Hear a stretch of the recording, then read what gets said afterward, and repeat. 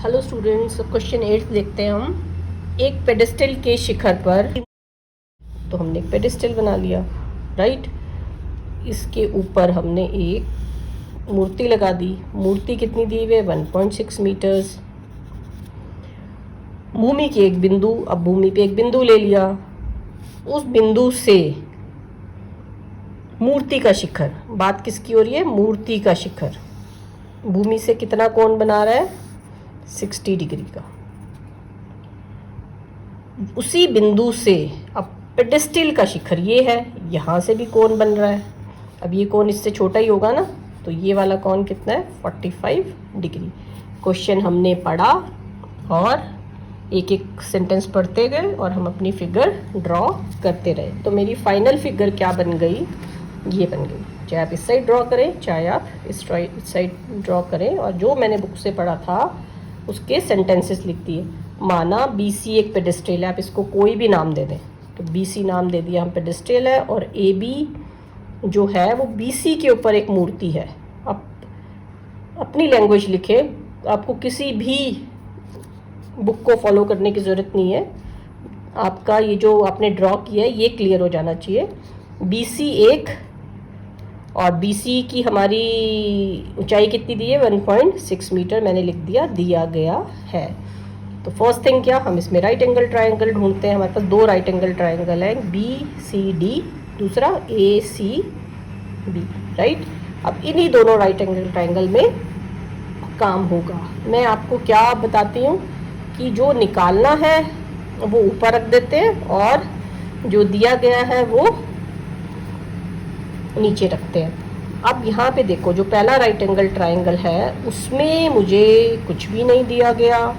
अगर मैं ये बड़ा वाला राइट एंगल ट्रायंगल लेती हूँ तो उसमें मुझे आधा ही दिया गया है। तो मुझे कुछ एज्यूम करना पड़ेगा इन क्वेश्चन में। तो मैंने इसमें क्या किया, मान लिया BC is equal to H, यहाँ पे लिख देंगे लेट, या हमने माना, आप पूरा लिख दें। जब मैंने इसको H मान लिया तो मैं अज्यूम कर लूँगी इस ट्रायंगल में ये गिवन है और ये दो चीज़ मिल गई, H एंड 45।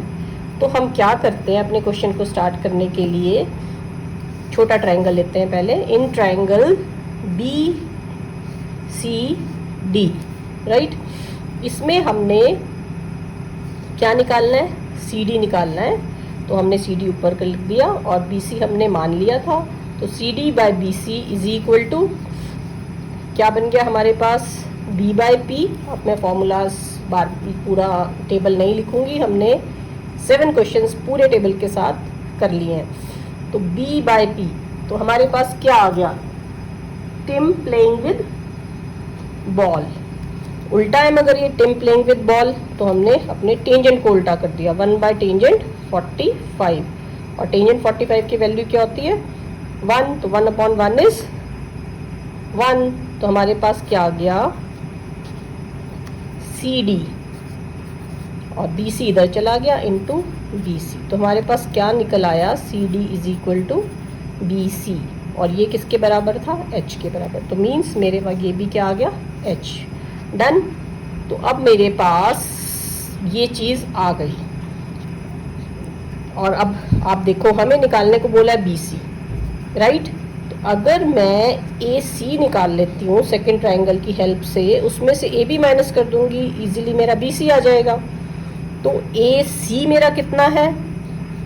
H प्लस 1.6, और CD हमने H निकाल लिया है। तो हम यहाँ लिख लिया AC is H this and CD is this. Again फिर हमने नेक्स्ट राइट एंगल ट्रायंगल अपना कंसीडर किया, ACD। In triangle ACD, AC upon CD is equal to what?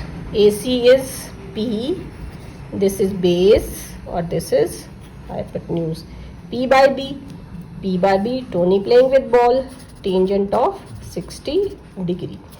अब टेंजेंट ऑफ 60 डिग्री हमारा कितना होता है? √3। AC कितना है हमारा?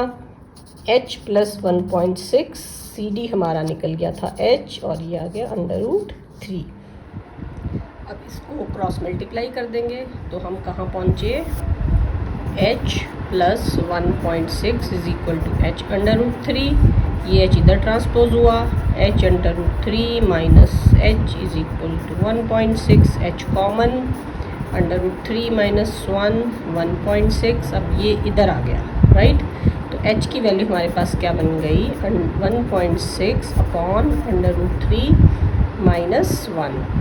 इसको हमने कर दिया रैशनलाइज।